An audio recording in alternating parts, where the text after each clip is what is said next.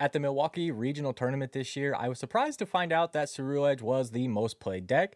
I brought our Chaladon EX with the Poison package to the Milwaukee Regional Tournament, so I didn't have a very good time, honestly.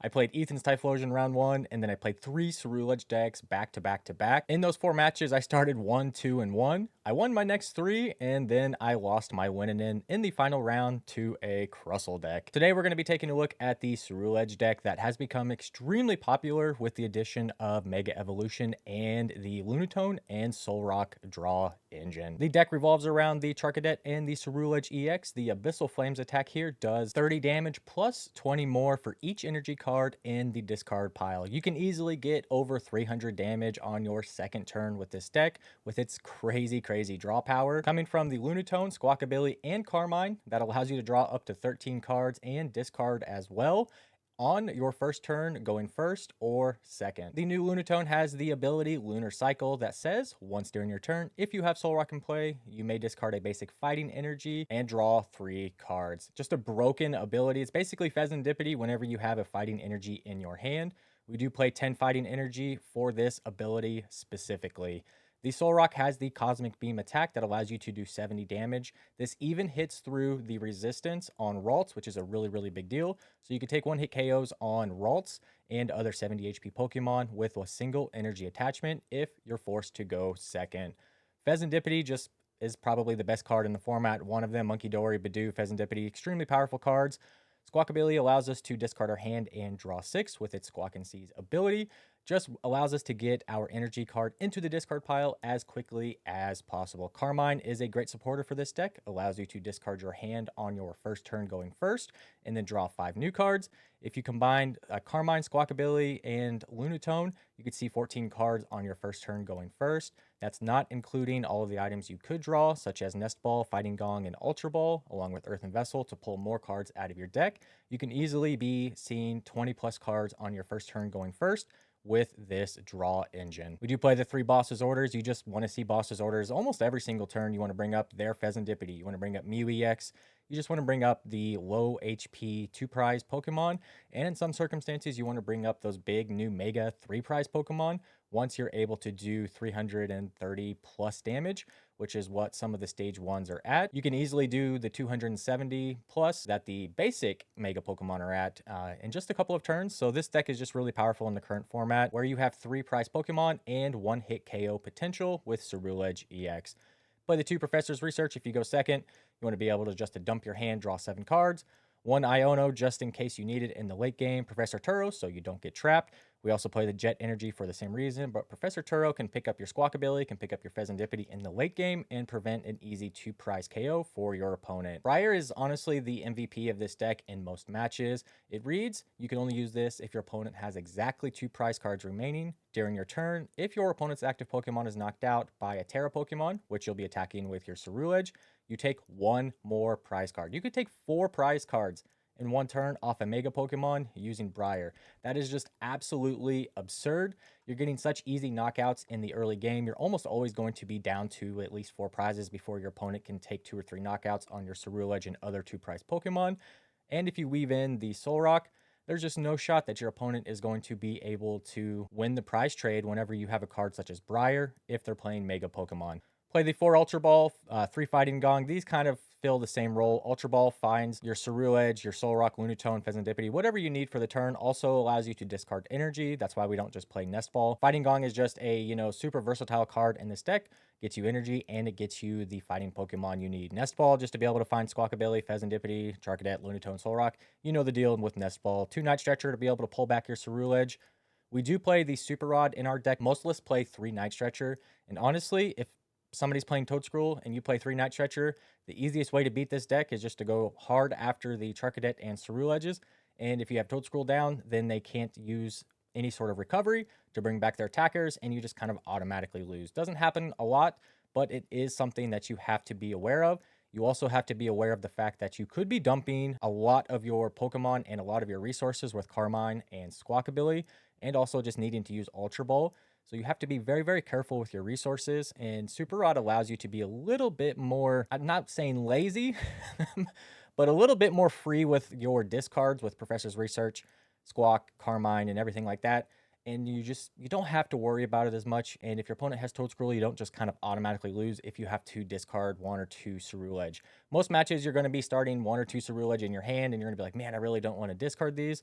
Having Super Rod, you could just put those straight back, and it's such a good consistency card for this deck when you only really have 3 attackers. The Solrock is a good attacker, but you really only have 3 copies of your main attacker in Ceruledge. So we like Super Rod and 2 Night Stretcher as our setup. Also allows you to pull Fire Energy back out with Night Stretcher. It's a good split in my opinion. You do need Super Rod in the current format to be able to put your attackers back, so you don't get walled out of the game by cards such as Toad Scroll. Earthen Vessel to be able to find energy, just self-explanatory. Pal Pad, you're dumping your hand so aggressively, you want to be able to put back Briar, Boss's Orders, and cards such as that. Almost every single game, you're going to start with, your Briar, or you're going to start with your Turo, you're going to start with a couple Ceruledge, and you're going to have to dump it, and you're going to be like, man, I hate this deck. Pal Pad and Super Rod allow you to put those cards back once you've done that. It's even worse. I've had to opening hands with this deck where I have Super Rod, Pal Pad, Briar, and one of my Ceruledge, and I was just like, come on, man. We play 10 Fighting Energy. You want to just be able to dump those in the discard pile with Lunar Cycle and Ultra Bowl. We're just trying to get those Fighting Energy into the discard pile as quickly as we can to power up our Abyssal Flames attack. 5 basic Fire Energy seemed like it was an okay amount. With the 2 Earthen Vessel and the 2 Night Stretchers, you're able to find it pretty consistently. It's not usually too much of a struggle to find your Fire Energy. You normally get multiple on board on your Charcadet and Ceruledge over turns because you do just see it so easily. Jet Energy allows you to not get trapped. Basically, the only reason we have Jet Energy, also just another energy card to power up Abyssal Flames, and Legacy Energy. Along with Briar, Legacy Energy allows us to manipulate the prize trade in our favor, allows us to use our Abyssal Flames with the manual attachment of Legacy Energy. Whenever you see this card, you're just going to want to attach it pretty immediately. I've had luck attaching it to like Squawkabilly and Pheasantipity as well. It kind of keeps your opponent from going after those cards on your bench. Or you could just use it to power up your 1 energy attack. Overall, this deck is just crazy, crazy strong, consistent, but it's very, very linear if you don't incorporate the Briar and Legacy. There are multiple paths to victory with this deck, and there's also multiple paths to just kind of lose. Your opponent could go 2-2-2 on you, and you could lose in 3 attacks if your opponent gets set up well enough. Kind of run into some snags with Solrock. If you attack with Solrock in the early game, then your opponent could take 1 prize card, and then they could keep you on odd prizes for the rest of the game, making Briar no longer valid or usable. And then you just have to rely on Legacy Energy to kind of offset that prize trade. If you can get Legacy Energy on Solrock, sometimes that's actually super beneficial to make sure that your opponent is staying on the 2-2-2 prize-taking path to be able to use Briar in the end game. Let's hop into some matches, show you how this deck works. Let me know what you guys think of Ceruledge EX in the Mega Evolution format. Opponents choosing the coin flip. We just played 4 really good matches with this deck, and I just noticed that I wasn't even recording. But we are going to, we are recording, right? Yes. We are going to choose to go first. I've been liking going first with this deck. You draw so aggressively that you're almost always attacking turn 2. And I haven't had an issue where, except for when this happens, of course, I haven't really had an issue with attacking going first on your second turn. Unfortunately, we have 2 Ceruledge in our hand, but that's why we play Super Rod. We talked about it in the kind of deck profile, how unfortunate, I'm going to say unfortunate it is whenever you start like double Ceruledge, or you start just cards that's really, really difficult for you to want to be able to discard, such as 2 Ceruledge in your opening hand, 2 Jet Energy, and your you almost don't want to use Squawkabilly here. You almost don't want to Squawk and Seize. You're losing too many of your resources. That was crazy. We did get Super Rod, so we should be okay. But man, that was pretty unfortunate. Prizing both of our Lunatone. What is going on? All right, they want us to lose this match. Straight up, they want us to lose this match. We're just going to go ahead and grab another Charcadet. We're going to go ahead and put back the 2 Ceruledge as well. We're going to leave the energy in there. Very unfortunate start to a game, but let's see if we can pull ourselves out of it. We've had 4 kind of perfect games where we've had Legacy and Boss's Orders in back-to-back turns. Let's see how this deck does whenever you have to discard your 2 Night Stretchers and your Super Rod. We do have 3 Charcadet on board. We're playing Charizard, so there's a good shot. I'm not going to say perfect shot. There is a good shot that we will only need the 3 Ceruledge. That's crazy, man. Prizing both Lunatone. I have the craziest prize luck. I'm not even going to lie. There's multiple games. Like the last League Cup I played in, I prized 2 of my 3 Duraludon and both of my Brute Bonnet. I was just like, this is insane.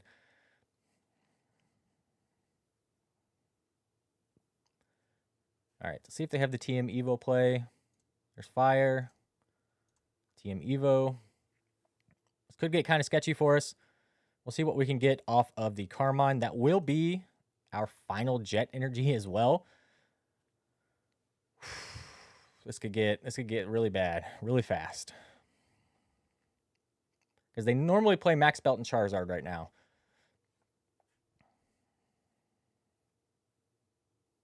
How do we prize both Lunatone, man? That's crazy. Do we save the Jet or yeah, we got a Carmine here. We can't give them more cards. That's crazy.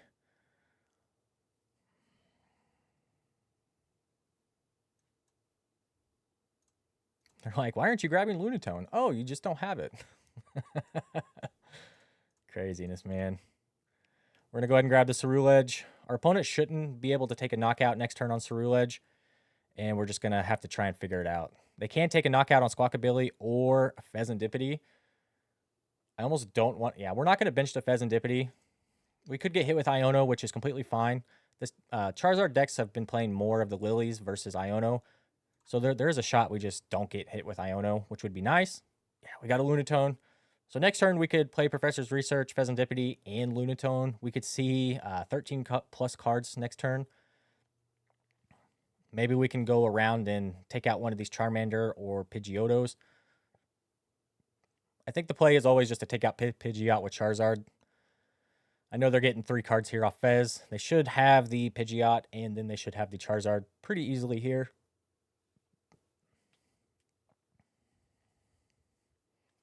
We may have to weave in Solrock as an attacker here on one of the Charmanders that has not been evolved yet to offset the prize trade because we do only have the 3 Ceruledge.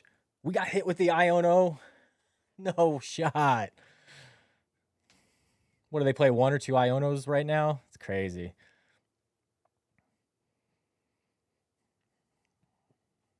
We can take 3 prize cards as well. We can weave in the Briar card. Gonna get kind of... This is gonna be a very weird match for us. There's Ho-Oh. That's interesting. Flip the script. They should have Charizard Pidgeot here. I don't see why they wouldn't have it off this many cards. One thing I don't like about the new Charizard decks is a lot of them are only playing 2 Charizard EX, which is just not enough in my opinion. I played Charizard in Milwaukee 2 times. I lost 1. And then the other one I played, they prized one of their Charizard. I knocked out one of their Charizard, and they just could never get the other one back online. I think they discarded their Super Rod with Ultra Ball in like their opening hand.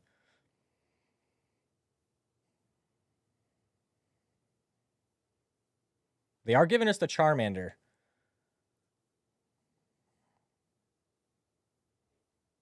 That does help the prize situation just a little bit, actually. We can Artisan for the Lunatone.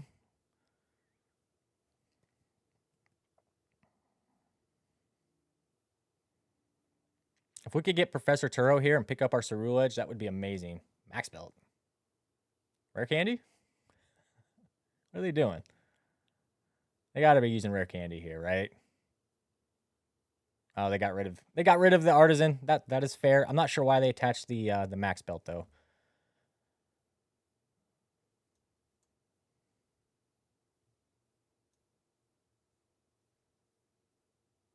I mean, we just attached there. We don't really have much of an option here. Maybe we'll get our second Lunatone right here off of our second prize card.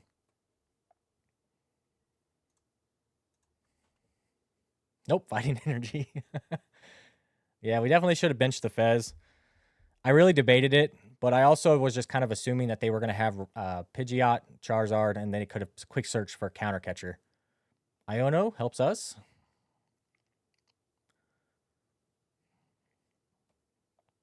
There's Professor Turo. So if they whiff again and they just promote the Charmander, we will play Professor Turo on our Ceruledge. I don't see them whiffing again. That was kind of crazy.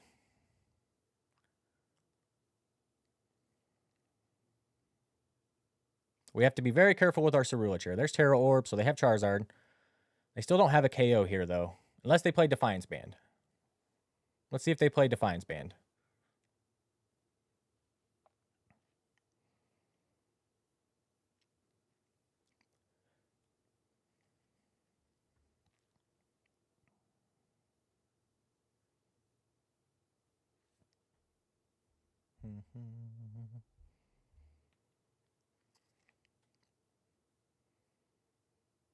Okay, so they have Pidgeot and Charizard.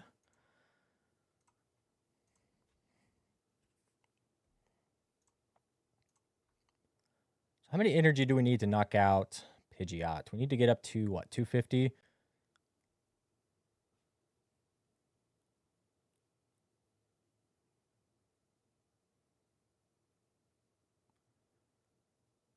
So we need, what, 12? We need 13 energy. We have 6. I don't think that's going to be possible for us. We do have Lunar Cycle, which is good. We have the Earthen Vessel. They did get rid of the Charmander liability on their bench. They still have Quick Search as well.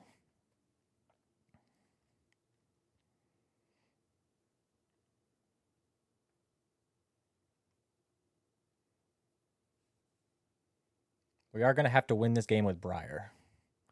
Looks like Briar is going to be our win condition here.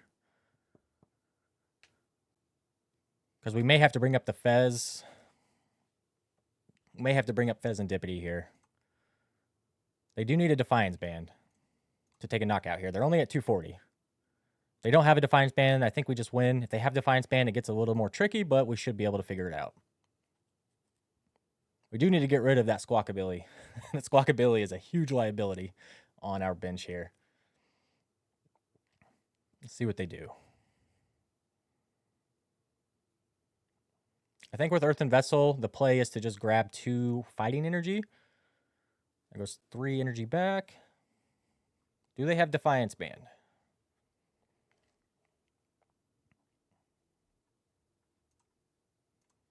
I'm not sure how I feel about the Charizard and the Ceruledge matchup. It feels like Charizard would be favored. Especially if they didn't put down the max belt like they did.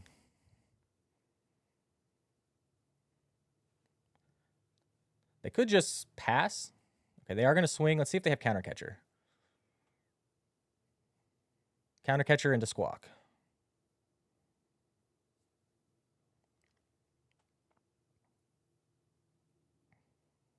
Yep, Counter Catcher Squawk. 2 prize cards, which is completely fine. Gets rid of that stress on the bench. Now we don't have to worry about it. And honestly, we're not going to run out of Ceruledges now. If they would have had the Defiance Band, that would have been way worse than them taking 2 prize cards right here. Way, way worse. All right, we're going to see if we can get up to the knockout on Pidgeot. Solrock, not what we wanted. Do want the Lunatone, though. We do need double fighting here.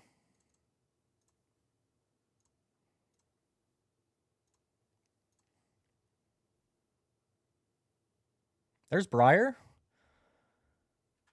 I think we just take the Fez and Dippity. Actually, we don't even have enough for Fez knockout. That's crazy.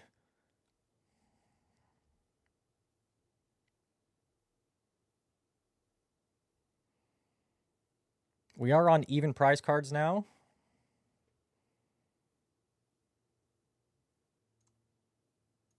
Yeah, we're just going to swing into the Charizard. Completely fine if they use Professor Turo on it.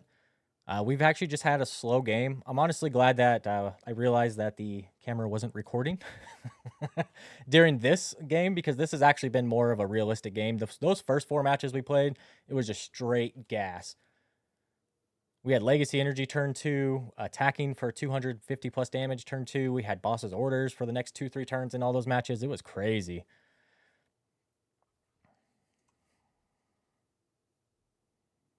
Yep, so they have the Ho-Oh. I'm not sure why they didn't attack with the Ho-Oh, and so they would have had 200 damage into the Squawk ability. That would have been a much more powerful play, but it could have been because they didn't have the energies in the discard. It could have been because they had the 3 energies in the discard, though. I'm not sure how many they play. They have, what, 6 on board right now? I think 7 is the max, but they could play 6. Probably grabbing Professor Turo right here, if I had to guess.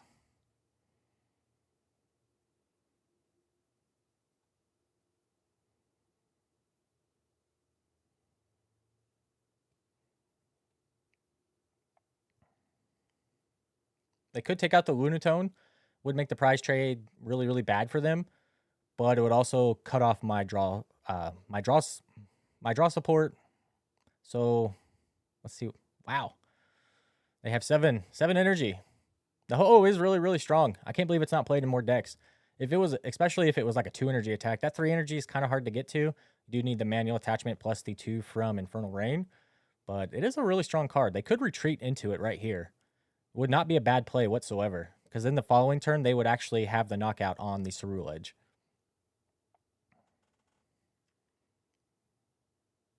They're just going to attack. Okay. That makes things way easier for us. Kind of curious what they got with the Pidgeot. Maybe it was the energy for Charizard.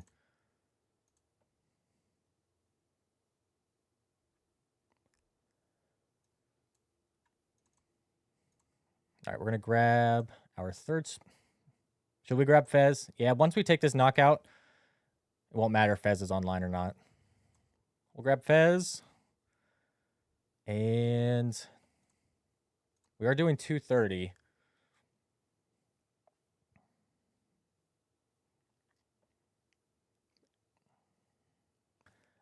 I don't know if we should take the Fez or if we just should knock out the Charizard. They do have another one online. We don't want them to see 3 more cards.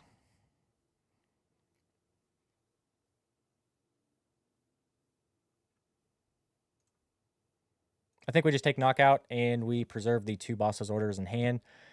Hopefully they don't hit us with Iono. If they don't hit us with Iono, then we just have game in hand with our Ceruledge on the bench. If they do hit us with Iono and then they knock us out, we do have Pheasantipity. We have Lunar Cycle. We have so many different ways to be able to shuffle our deck as well. Let's see what they get here. They are going to take the knockout with the 2 Prizer, but we can just win with Briar.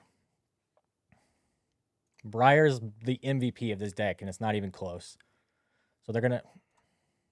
Actually, we have the Legacy on, so that's incorrect. Turo picking up Fez. That's what I was worried about right there, but they could have just picked up the Charizard as well. All right, we should be able to get to the 280 for the knockout on Pidgeot without too much difficulty here.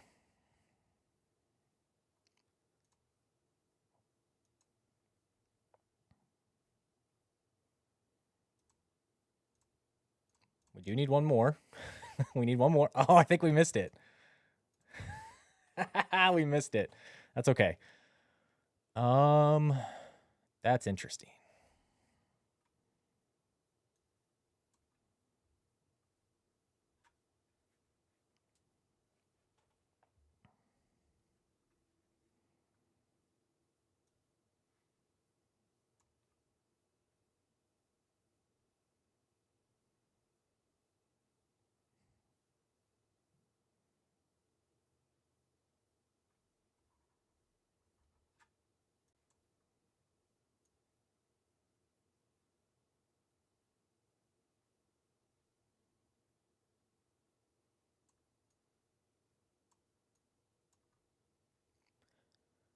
We're just going to put damage into Charizard here. We're going to put down our other Lunatone.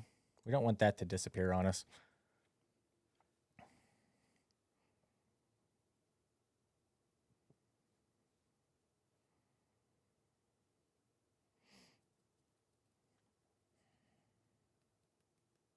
We could have attached a second energy to Ceruledge, preparing for a possible retreat play to get more energy in the discard than we would have won last turn. That's a pretty big mistake on my part, not realizing that was a possibility in the upcoming turns. We also could have promoted the Fire Energy Ceruledge instead of the Legacy Energy Ceruledge, and then our opponent would be on 2 prizes, and we would have just won with Briar the previous turn. But I think we're still going to be fine in this matchup. Just taking a little bit more brain power than I expected. But those are two things that we could have done a little bit differently to help us win the match faster. I think we're still going to be fine with this match here. If they pick up the Charizard with like Professor Turo, not super concerned. They could also be grabbing an Iono here, which would be really, really unfortunate. But they're not taking a knockout on us with anything other than Charizard. If they don't attack with Charizard, then they're not taking a knockout, and then we just have game on board. Let's see what they do. Let's see if they play the Iono right here. They could play Switch. They could play Air Balloon as well to bring up the Ho-Oh.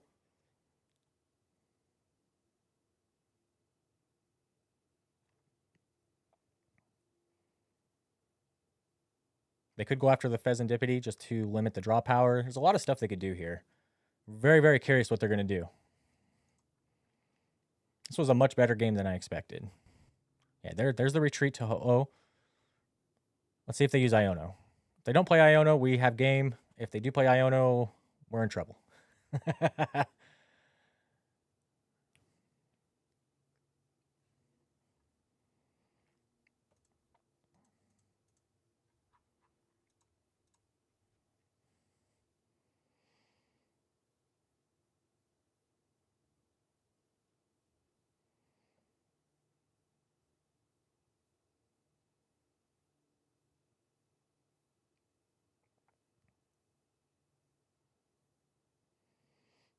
We should have played around the Briar.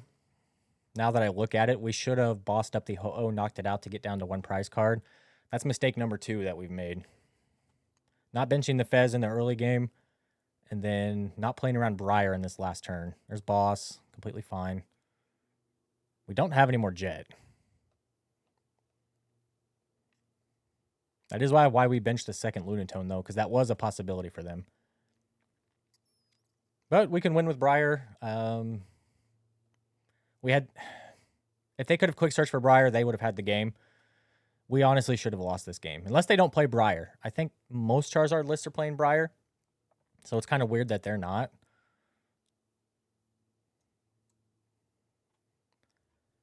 They could have prized it as well. But we definitely should have lost this game. Go ahead and play the Briar. Take the knockout on the Ho-Oh.